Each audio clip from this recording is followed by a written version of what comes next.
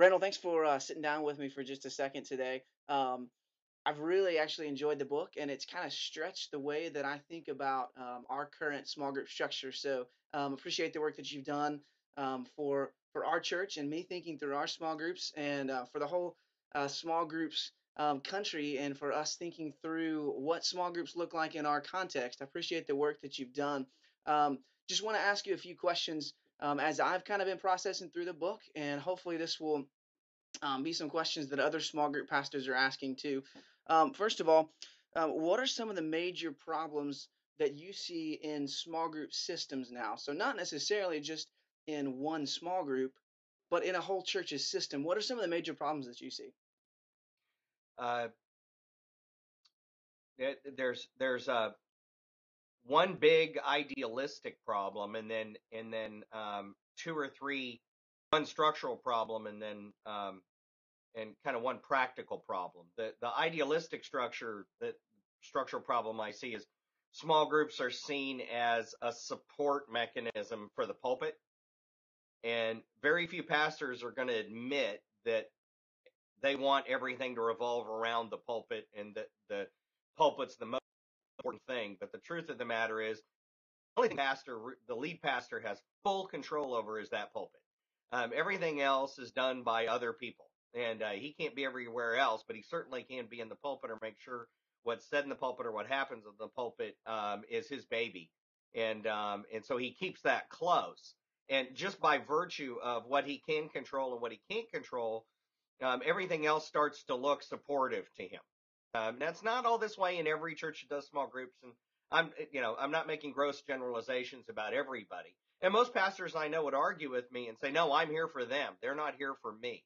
Yet when you look at their small group ministry, it's obvious that the small group ministry is there to keep people from leaving the church and to assimilate visitors and to give people what they can't get sociologically in the big meeting instead of being the church and helping them find their missional um, their mission in life in the midst of biblical community and doing that. So that's a philosophical issue, and it's actually quite theological as well, because your theology will drive your methodology, as my dad would say. The second thing that I'm seeing that's seems to be huge is there's not a lot of pastoral oversight given to the group leaders. We talked at the summit. We ran around the table with all of these world class churches, as far as I'm concerned. They're from the United States, and they would say they're small group driven. Yet they don't have any coaches over the groups because they haven't figured out how to make it work. I think they like the idea of coaching and they wish they could get it, but they haven't gotten it to work. And coaches over groups, for every 3, 4, 5 groups, you've got somebody who is a real good friend of that leader and spends time with them once a quarter, once a month, and visits their group every now and again to see how they're doing and encourages them, maybe stirs the pot for the group and plays the bad cop when the leader can't seem to get the group off the dime, but encourages people, that sees new leaders in the group and says, I'll help you develop them. And I won't. You don't have to do this all by yourself. I'll help you develop this person just by being their friend. Having that coach as a friend is a really huge thing. Jim Egley did his PhD research and wrote a paper and is publishing a book on how coaching is the single factor that makes a small group ministry successful. Mm. And I think success for him would be that the groups grow naturally, are missional, reach more people are reached for Christ through the small groups than the big Sunday services, etc. And ministry is relational instead of kind of crowd control.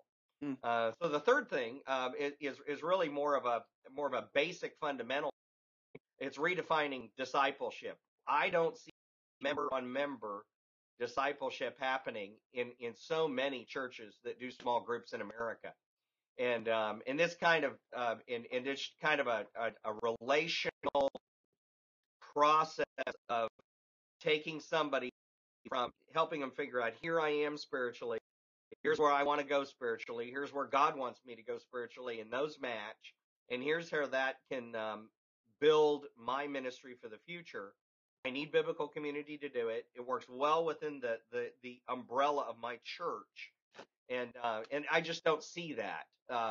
Saddleback's got something I haven't had a chance to look at.